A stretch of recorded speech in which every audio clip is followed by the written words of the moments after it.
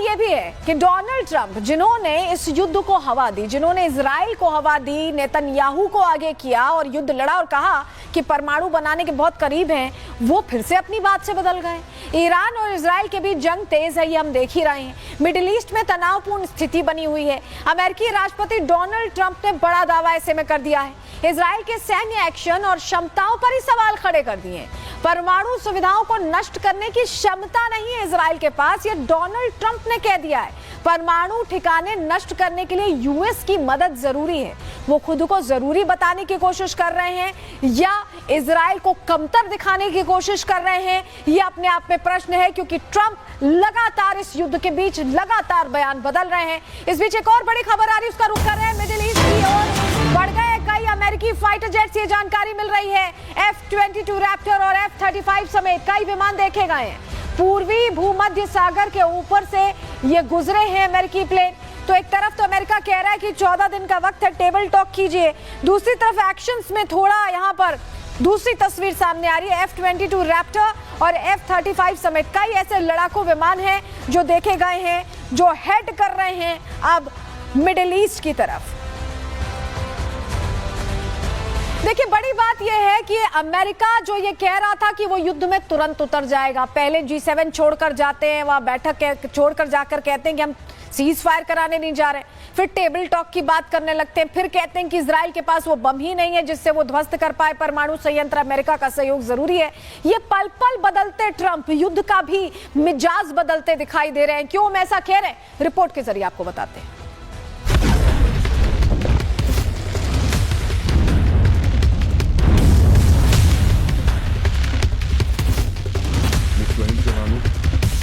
Iran के परमाणु programme से सबसे ज्यादा खतरा इजराइल और अमेरिका को है, जिसके चलते इजराइल तो सीधे जंग में कूद गया, ईरानी परमाणु ठिकानों को निशाना बनाया, खामनेई के खास सिपह सालारों को मौत के घाट उतार दिया। लेकिन अमेरिका अभी तक ना तो जंग में कूदा और ना ही खुलकर इजराइल के साथ मैदान में खड़ा हुआ। उल्टा डोनाल्ड ट्रंप बार बार ईरान से टेबल टॉक की बात कह रहे हैं, ईरान को बार बार मोहलत दे रहे हैं, जबकि ना तो सुप्रीम लीडर बातचीत को तैयार हैं और ना ही ईरान के विदेश मंत्री को अमेरिका पर भरोसा।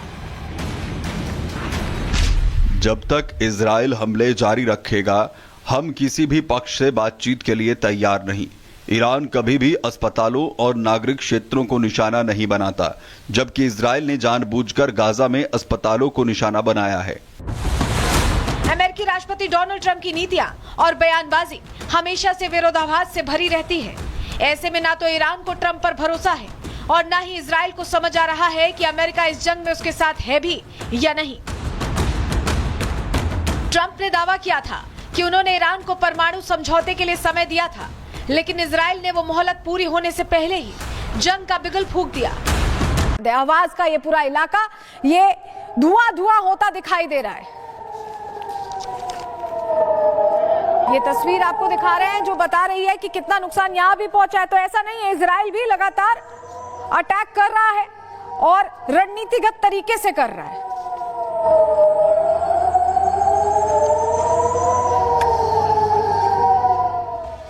इस बीच एक और खबर आई जिसने युद्ध के मैदान में एक तरह से और नया मोड़ ला दिया, क्योंकि खबर ये मिली कि चीन की तरफ से कुछ कार्गो विमान हैं, 5 से 6 जिनकी संख्या बताई जा रही है, जो अचानक दिखते हैं, ईरान की तरफ उड़ते हैं और फिर रडार से गायब हो जाते हैं। तो सवाल ये चल रहा है इस वक्त दुनिया में, चर्चा ये है कि क्या चीन हथियारों का जखीरा भेज रहा है ईरान को, जिसके चलते ईरान लगातार इजराइल पर अटैक कर रहा है। जरा खबर के इस पहलू को इस रिपोर्ट के जरिए आपको समझा रहे हैं।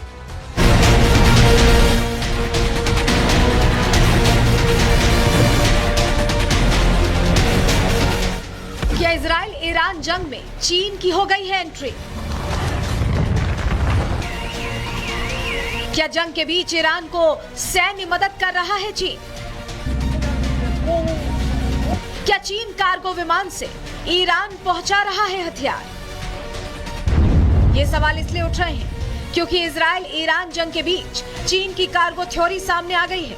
सवाल उठ रहे हैं कि क्या अब अमेरिका के बाद चीन ने भी जंग में चुपचाप एंट्री ले ली है, क्योंकि पिछले कुछ दिनों में चीन के 5 कार्गो विमान ईरान पहुंचे हैं। हालांकि इन विमानों का रूट शंघाई से लग्जमबर्ग था, लेकिन बीच में ही इन कार्गो विमानों ने अपना ट्रांसपॉन्डर और सेंसर स्विच ऑफ कर दिया और फिर ईरान के एयर स्पेस में पहुंच गए, जबकि जंग के कारण ईरान का एयर स्पेस तो पहले से ही बंद था।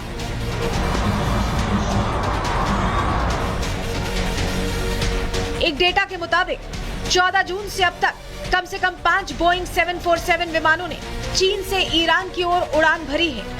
इन विमानों ने चीन के उत्तरी हिस्से से पश्चिम की ओर उड़ते हुए कजाकिस्तान, उज्बेकिस्तान और तुर्कमेनिस्तान को पार किया और जैसे ही ईरान की सीमा के पास पहुंचे वो रडार से गायब हो गए। रिपोर्ट्स के मुताबिक इन विमानों का अंतिम गंतव्य लग्जमबर्ग दर्शाया गया है, लेकिन कोई भी विमान यूरोपीय हवाई क्षेत्र में दाखिल नहीं हुआ। इससे इन उड़ानों की मंशा और भी ज्यादा संदिग्ध हो गई है।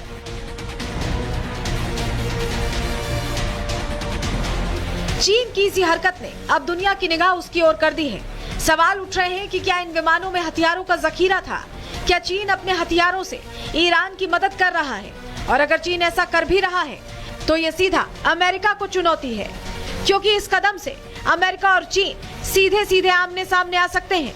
इन कार्गो विमानों के ईरान पहुंचने की टाइमिंग से भी कयासबाजी तेज है, क्योंकि इनके पहुंचने से ठीक पहले अमेरिकी राष्ट्रपति डोनाल्ड ट्रंप ने ईरान को धमकी दी थी।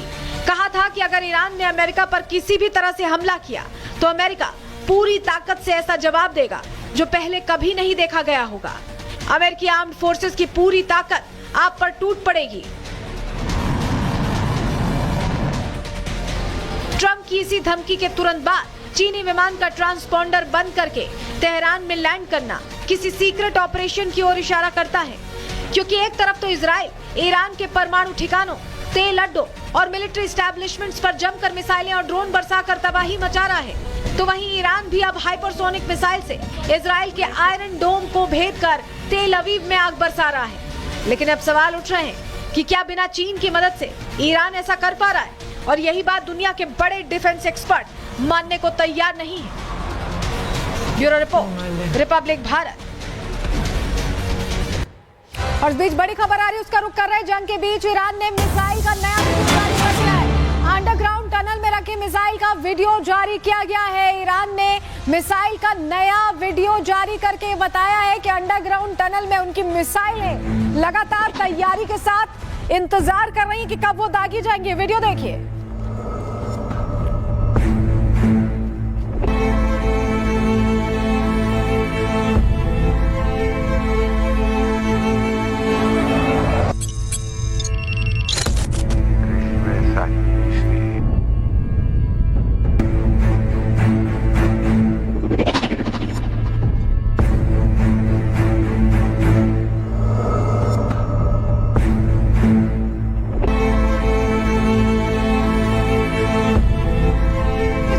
दिखा रहे हैं, इसमें आप सिलसिलेवार तरीके से मिसाइल्स देख रहे हैं जो ईरान की तरफ से वीडियो जारी किया गया है। अब तक आईडीएफ वीडियो जारी करता था, अब ईरान इसमें भी उनसे आगे निकलने की कोशिश कर रहा है।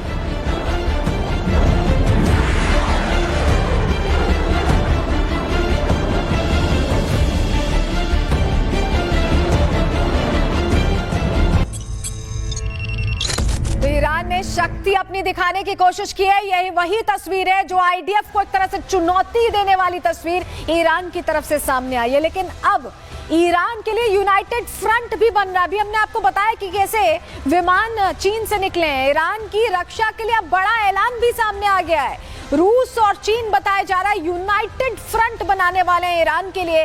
रूस और चीन मदद के लिए आगे आ रहे हैं। डोनाल्ड ट्रंप को एक तरह से सख्त संदेश रूस और चीन यहां देते दिखाई दे रहे हैं। अमेरिका को जंग में एंट्री से रोकने की रणनीति भी कही जा सकती है और प्रोटेक्शन की कोशिश भी कही जा सकती है। रूस और चीन ने इजराइल के एक्शन की निंदा की थी, आपको याद होगा। ये खबर हमने कल आपको प्रहार में बताई थी।